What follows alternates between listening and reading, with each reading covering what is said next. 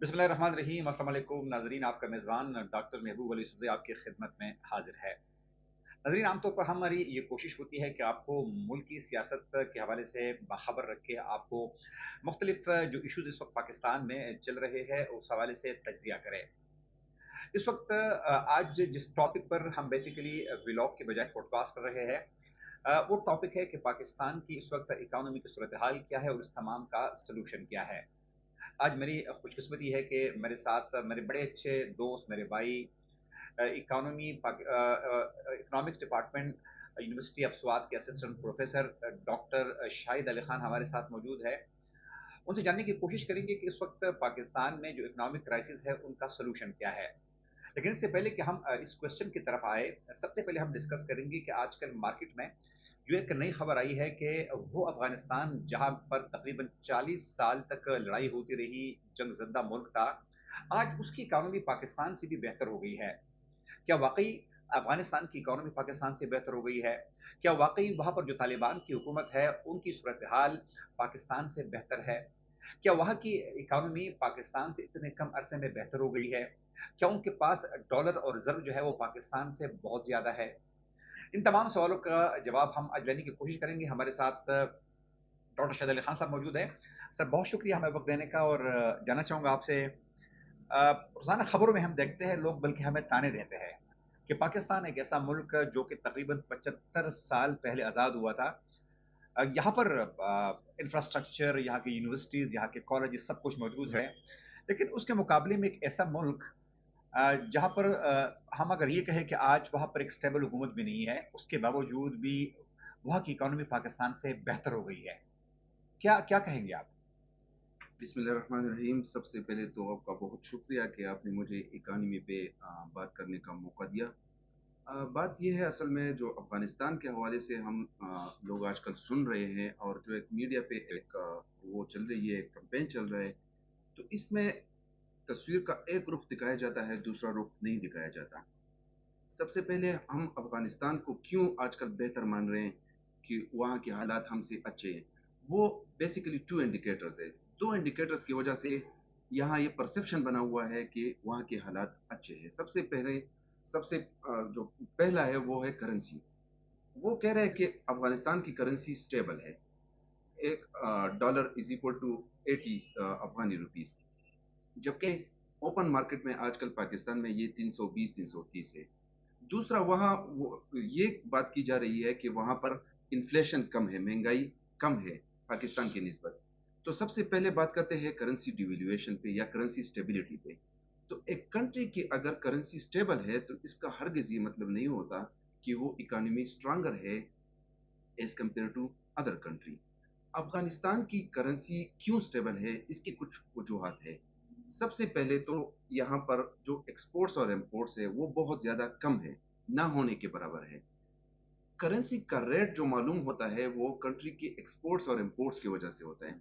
जब एक कंट्री की एक्सपोर्ट्स और इम्पोर्ट्स नहीं होंगे, तो वहाँ पर अगर वो $1 80 रुपए के कहे या $1 60 को कहे या $1 100 को कहे, तो कोई फ़र्क नहीं पड़ता।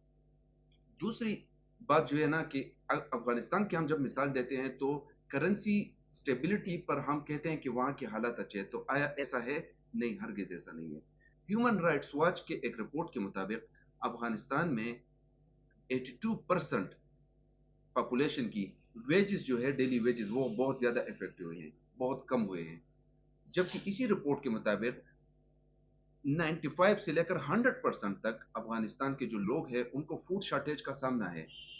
उनकी उनका फूड शॉर्टेज की वजह से लोगों की ज़रूरियात पूरी नहीं हो रही और वहाँ पर लोग अपनी घर की अशिया बेच के खाने-पीने का बंदोबस्त करते हैं। तो करेंसी स्टेबिलिटी का हरगिज़ ये मतलब नहीं होता कि वहाँ पर हालात अच्छे हैं। आज अगर पाकिस्तान कहे कि हम लोग अपनी करेंसी को इंक्रीज़ करना चाहते हैं, तो इसका आसान फ़ॉर्मूला ये होगा, शॉर्टकट, कि अपना ट्रेड ख़त्म करें। ट्रेड ख़त्म हो गया, तो एक्सपोर्ट्स और इम्पोर्ट्स नहीं होंगे, तो आपकी आउटफ्लो ऑफ डॉलर्स नहीं होगा, तो ज़ाहिर-सी बात है डॉलर की डिमांड ही नहीं होगी। डॉलर तो हमें इसलिए चाहिए कि हम इम्पोर्ट्स कर सकें। तो अगर हम इम्पोर्ट्स और एक्सपोर्ट्स करना चाहते हैं, तो फिर हमारा रेट मुकर्रर होगा। और एक्सपोर्ट्स और इम्पोर्ट्स आपको पता है कि कितनी ज़रूरी चीज़ें हैं। आप मेडिकल फैसिलिटीज़ में देख लें, आप रोज़मर्रा की इस्तेमाल की चीज़ों में देख लें, इम्पोर्ट्स की वजह से हमारा गुजारा नहीं हो सकता।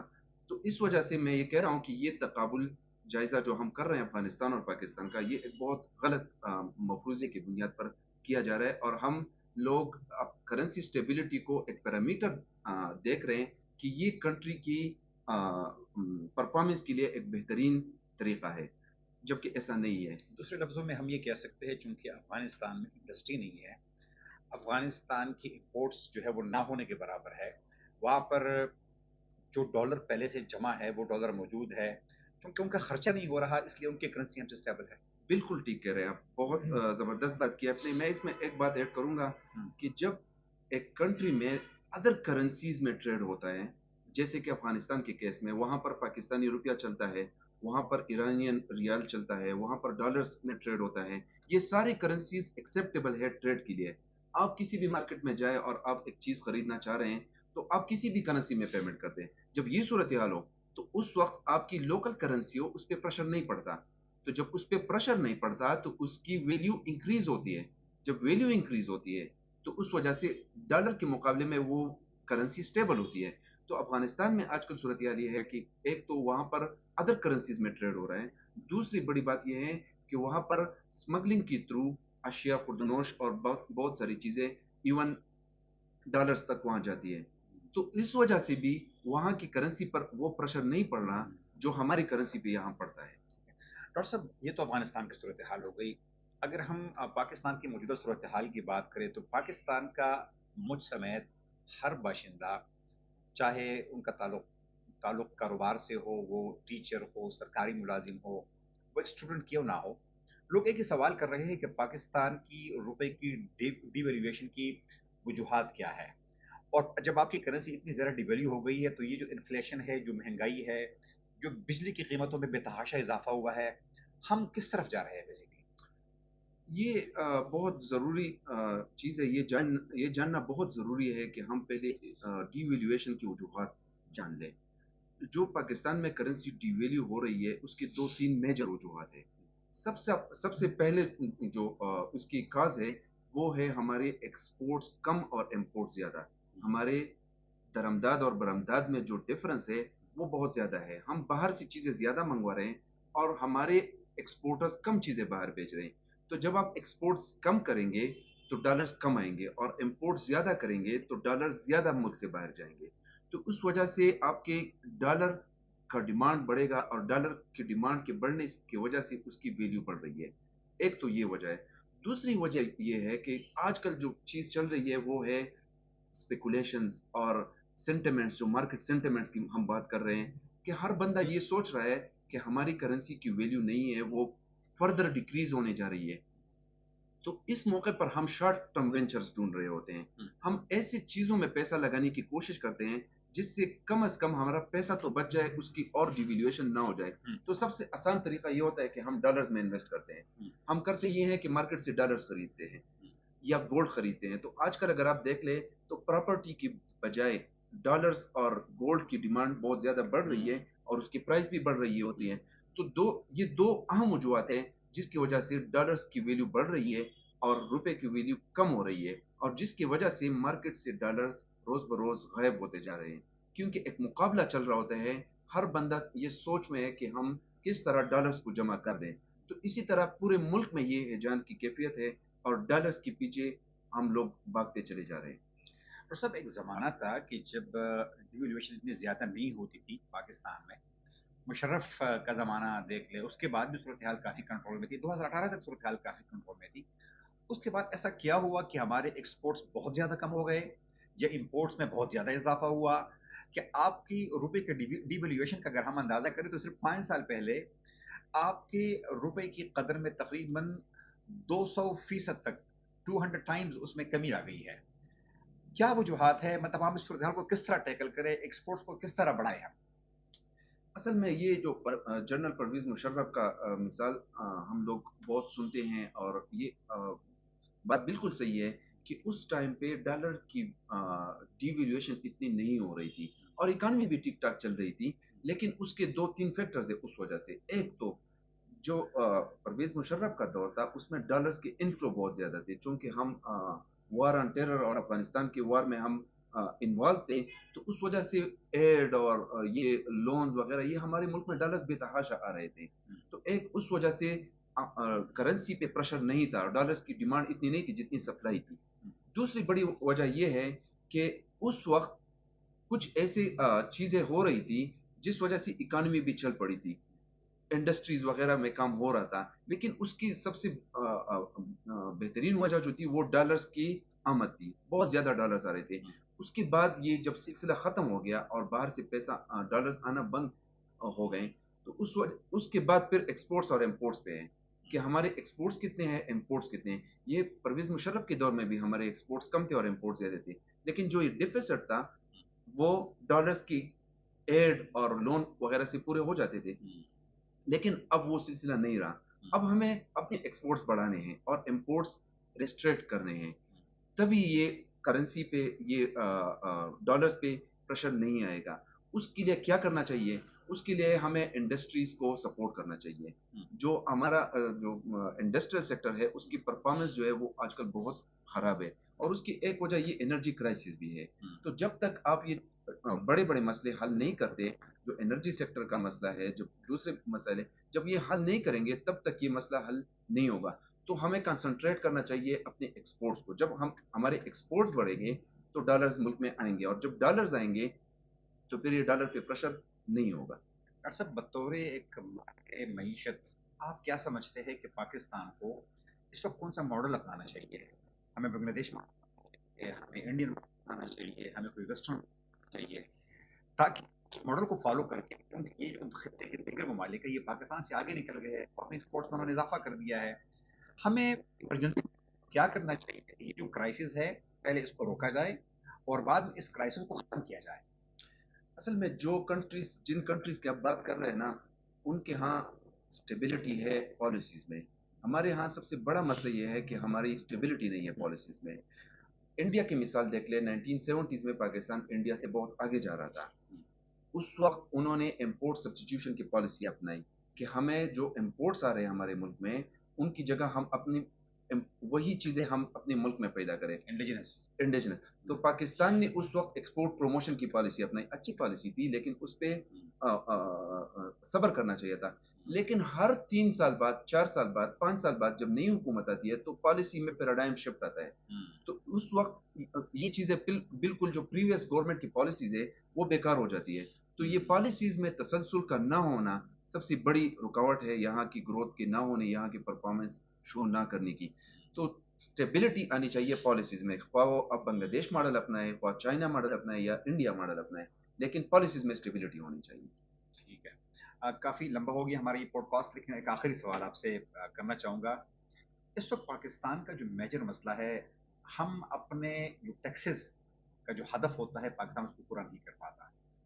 کیا کرنا چاہیے اس ملک میں جو بڑے بڑے شعبے ہیں, چاہے آپ ریل اسٹیٹ کو دیکھ لیں, چاہے آپ ٹوبیکو کو دیکھ لیں, چاہے آپ اسمگلنگ کو دیکھ لیں, چاہے آپ ریل اسٹیٹ اور یہ جو ریٹیلرز ہیں ان کو دیکھ لیں, کیا ان پر ہم مزید ٹیکس لگا سکتے ہیں؟ ان شعبوں میں پاکستان 70% سمجھا جاتا ہے کہ ایک زرعی ملک ہے, وہاں سے ہم 1 روپیہ ٹیکس بھی اکٹھا نہیں کر رہے ہیں. کیا کرنا چاہیے پاکستان کو تاکہ پاکستان میں کم از کم اکنامک اسٹیبلٹی کی طرف ایک قدم جو ہے وہ بڑھایا جائے؟ اصل میں سب سے بڑی میں ہمارے جو پرابلم آ رہے ہیں اس میں سب سے بڑا جو پرابلم ہے نا وہ یہ ہے کہ ہم غریب سے ٹیکس وصول کر رہے ہیں اور امیر کو مراد دے رہے ہیں. ہم سب سیکٹر سے ٹیکس وصول کر رہے ہیں, ہم انڈائریکٹ ٹیکس کی مد میں زیادہ ٹیکس کلیکٹ کر رہے ہیں, لیکن ہم ریٹیلر پہ ٹیکس نہیں لگاتے, جو کہ ملک کا 19% جی ڈی پی میں ان کا حصہ ہوتا ہے, لیکن وہ ٹیکس دیتے ہیں 0.4%. اس ملک میں 14,000 بندے صرف 75% ٹیکس دیتے ہیں, باقی پورا ملک پڑا ہوا ہے لوگ ٹیکس نہیں دیتے. امیر لوگوں کی میں بات کر رہا ہوں, غریب لوگ تو ٹیکس دیتے ہیں, انڈائریکٹ ٹیکس تو پورا ملک دیتا ہے, لیکن جو امیر جن پر ٹیکس لاگو ہوتا ہے لیکن وہ ٹیکس نہیں دیتے, جن کا انٹین نمبر ہی نہیں ہوتا. دوسرا, آپ ایگریکلچر سیکٹر کی مثال لے لیں, agriculture sector is exempted from tax. تو ایگریکلچر سیکٹر میں جو کسان ہے اس پہ ضرور ٹیکس نہ لگائے, اس کو ٹیکس سے مستثنا کرے, بلکہ اس کو سبسڈی دے دے. لیکن وہاں ہوتا کیا ہے کہ وہاں پر جو بڑا لینڈ لارڈ ہے, جو وڈیرا ہے, وہ بھی اس مد میں ٹیکس نہیں دیتا. مراد بھی ان کو دی جاتی ہے, ٹریکٹرز ان کو دی جاتے ہیں, کوئی سریا وغیرہ میں جو وہ ہے قرضہ معاف کیا پیسٹیسائڈس جاتا میں ہے، ان کو ریلیف دیا جاتا ہے. بالکل ایسا ہی ہے. تو پھر آ جاتے ہیں ریئل سیکٹر میں، ریئل اسٹیٹ سیکٹر میں، وہاں پر بھی ٹیکس کی صورتحال ہے. تو ہم لوگ امیروں سے ٹیکس کلیکٹ نہیں کرتے، جبکہ غریبوں سے ٹیکس وصول کرتے ہیں. اور دوسری جب آپ آ جاتے ہیں سبسڈیز پہ، تو آج کل یہ آئی ایم ایف لوگ آئی ایم ایف کو بہت بدنام کر رہے ہیں کہ آئی ایم ایف یہ کر رہے ہیں، آئی ایم ایف وہ کر رہے ہیں. جی ہاں بالکل آئی ایم ایف کی کنڈیشنز بہت سخت ہے، لیکن آئی ایم ایف سمپل بات کر رہے ہیں. وہ کہہ رہے ہیں کہ آپ امیروں سے ٹیکس لیں اور غریبوں کو مراد دے دیں، لیکن ہم سبسڈی کی شکل میں غریبوں کو مراد نہیں دیتے، وہ بھی ہم امیروں کو ہی مراد دیتے ہیں. اس ملک میں 17 to 18 بلین ڈالرز ایلیٹ پریویلیجز ہے، اچھا. جو بہت تشویشناک صورتحال ہے. 17 to 18 بلین ڈالرز یہ پر ایئر. پر ایئر، یہ ورلڈ بینک کی رپورٹ ہے. اچھا. تو اس ملک میں امیروں کو بہت زیادہ مراد دی جا رہی ہے. تو جب تک آپ ان کو ٹیکس نیٹ میں نہیں لاتے، میں نے ایکسپورٹس کی بات کی آپ کو، دوسرے طرف آپ آ جائے اپنے ٹیکس سسٹم پہ، ہمارے ٹیکسز کم ہے اور ہمارے ایکسپینڈیچرز بہت زیادہ ہے. تو آئی ایم ایف بھی یہی کہہ رہا ہے کہ آپ اس ڈیفیسٹ کو کم کر دیں تاکہ آپ کو آنے والے وقتوں میں قرضے کی ضرورت نہ پڑے. ہم یہ نہیں کر پا رہے کیونکہ ہم امیروں سے ٹیکس وصول ہی نہیں کرتے. بہت شکریہ آپ کا ڈاکٹر شاہد صاحب. معیشت آج بہت زیادہ سے خود سیکھنے کو ملی. اس ملک کے جو سب سے بڑے مسائل ہے، ایک تو یہ ہے کہ جن لوگوں کو ٹیکس کے نیٹ میں لانا چاہیے تھا، وہ بدقسمتی سے ان لوگوں کو آج تک ہم ٹیکس نیٹ میں نہیں لا سکے ہیں. چاہے وہ لوگ بہت زیادہ طاقتور ہو، چاہے ان کو آپ مافیا کا نام دیں، کچھ بھی دے دیں، لیکن جب تک ان لوگوں کو ٹیکس نیٹ میں نہیں لایا جائے گا جو اس ملک کے بڑے بڑے جاگیردار ہیں، تو جب تک ہم اس ملک کے جو اہداف ہے معیشت کو ٹھیک کرنے کے، شاید اس میں ہم کامیابی حاصل نہ کر سکیں.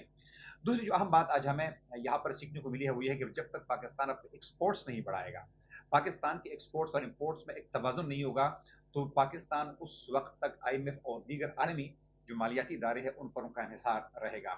امید ہے کہ آج کا پوڈ کاسٹ آپ کو پسند آیا ہوگا. انشاءاللہ نیکسٹ ٹائم ایک اور پروگرام کے ساتھ آپ کی خدمت میں حاضر ہوں گے. جب تک اپنے میزبان ڈاکٹر محبوب علی زدے کو اجازت دیجیے. اللہ حافظ.